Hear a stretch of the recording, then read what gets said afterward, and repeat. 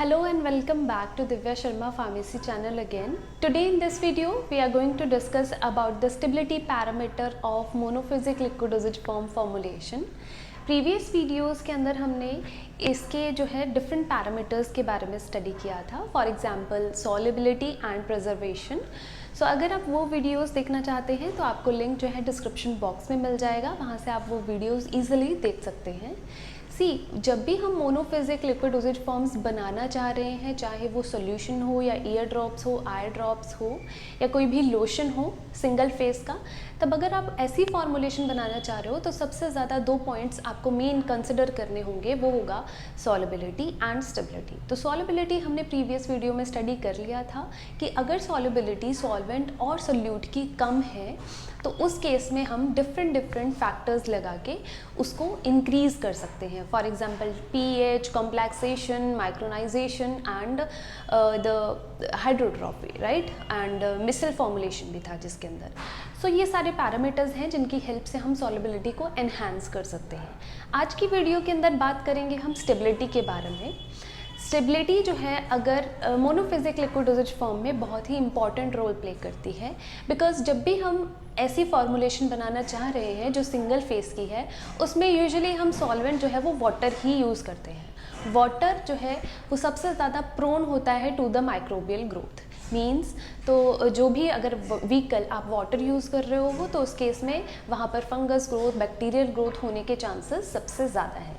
तो उस केस में आप क्या करोगे, उसके अंदर स्टेबलाइज़र ऐड करोगे, राइट, एंड उसके time to time stability check करोगे. तो स्टेबिलिटी इम्पॉर्टेंट है क्योंकि ये वाली फॉर्मुलेशन में स्टेबिलिटी प्रॉब्लम ही सबसे ज़्यादा आती है, राइट. तो स्टेबलाइज़र हम कौन कौन से यूज़ करेंगे ये इस वीडियो में हम जानेंगे, और सबसे पहले उसका बेसिक जान लेंगे कि स्टेबिलिटी एक्चुअली होता क्या है और इस फॉर्मुलेशन को बनाते वक्त हमें किन किन चीज़ों को ध्यान में रखना है, राइट. तो स्टार्ट करते हैं हम स्टेबिलिटी से. तो स्टेबिलिटी के दो टाइप्स हैं. One is the physical stability and second one is the chemical stability. Physical stability means जो उसकी अपीयरेंस है, जो उसकी फिजिकल पैरामीटर्स हैं, अगर फॉर्मुलेशन के कुछ चेंज हो रहे हैं तो उसके अकॉर्डिंग हम वही एजेंट ऐड करके उसको नॉर्मल कर देंगे. जस्ट फॉर एग्जाम्पल, सपोज़ कोई ऐसी फॉर्मुलेशन है जिसकी विस्कोसिटी बहुत ज़्यादा है, तो अगर विस्कोसिटी बहुत ज़्यादा होगी तो वो पोर ही नहीं हो पाएगा आपकी बॉटल से, आपके कंटेनर से. सो उस केस में हमें क्या करना होगा, हमें कुछ ऐसे एजेंट्स ऐड करने होंगे कि उसकी विस्कोसिटी कम हो जाए. इन केस विस्कोसिटी बहुत कम ही है ऑलरेडी फॉर्मुलेशन में, तब आप क्या करोगे, उसके अंदर विस्कोसिटी एनहांसर्स या विस्कोसिटी मॉडिफायर्स ऐड करोगे ताकि उसके विस्कोसिटी जो है वो बढ़ जाए. So viscosity is also one of the most important parameter in case of monophasic liquid dosage forms, right. And the second one is clarity. As you all know that monophasic liquid dosage forms एक homogeneous mixture बनाते हैं या एक true solution बनाते हैं जो कि बिल्कुल क्लियर होता है, राइट. तो वहाँ पर आप समझ ही गए होंगे कि क्लैरिटी कितना इंपॉर्टेंट है. अगर कोई भी डस्ट पार्टिकल उसके अंदर प्रेजेंट है या कोई भी फॉरेन पार्टिकल प्रेजेंट है तो उस केस में पेशेंट्स कंप्लायंस कम होगा, पेशेंट वो दवाई नहीं खरीदेगा. तो clarity is also one of the most important factor. And then taste and odour. तो अगर टेस्ट एंड अडर की बात करें तो पैलेटेबिलिटी उसकी अच्छी होनी चाहिए, तभी पेशेंट उसको एक्सेप्ट करेगा या उसको स्वैलो करेगा, राइट. तो टेस्ट एंड अडर भी हमें ध्यान रखना है. एंड अगर हम बात करें केमिकल पैरामीटर्स की या केमिकल स्टेबिलिटी की, तो उस केस में पीएच इंपॉर्टेंट है, बिकॉज अगर पीएच चेंज हो गया तो उस केस में उसकी फिजिकल प्रॉपर्टीज़ भी चेंज हो जाएंगी, और अगर फिजिकल प्रॉपर्टी चेंज होगी तो ज़्यादा चांसेस हैं उसके ख़राब होने के. Then second is temperature. Temperature भी अफेक्ट करता है आपकी फॉर्मुलेशन को. आयनिक स्ट्रेंथ, सॉल्वेंट, आपने कौन सा सॉल्वेंट यूज़ किया है उसके लिए, लाइट अगर लाइट सेंसिटिव प्रोडक्ट है, एंड ऑक्सीजन, बिकॉज ऑक्सीजन अगर ऐड हुई तो कुछ प्रोडक्ट ऐसे होते हैं जिनकी ऑक्सीडेशन जल्दी से हो जाती है तो उस केस में वो ख़राब हो सकते हैं, राइट.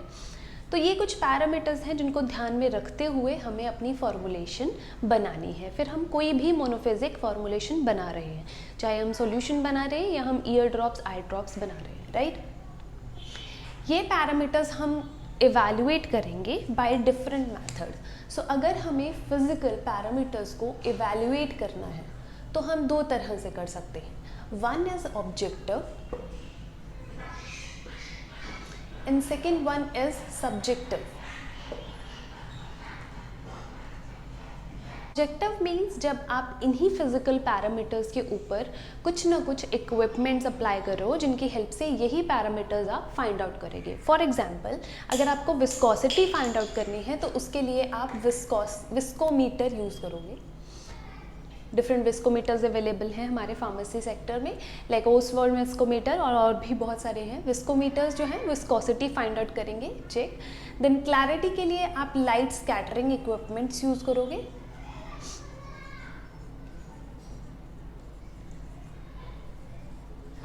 लाइट स्कैटरिंग इक्विपमेंट्स जो कि लाइट की हेल्प से आपको बताएंगे कि आपके फॉर्मुलेशन में कोई डस्ट पार्टिकल तो प्रेजेंट नहीं है, तो आपकी फॉर्मुलेशन कितनी क्लियर है वो यहाँ पर क्लियर कट मेंशन हो जाएगा। एंड देन थर्ड अगर आप बात करें तो स्पेक्ट्रोफोटोमेट्रिकली भी आप इनको इवेल्युएट कर सकते हो, राइट।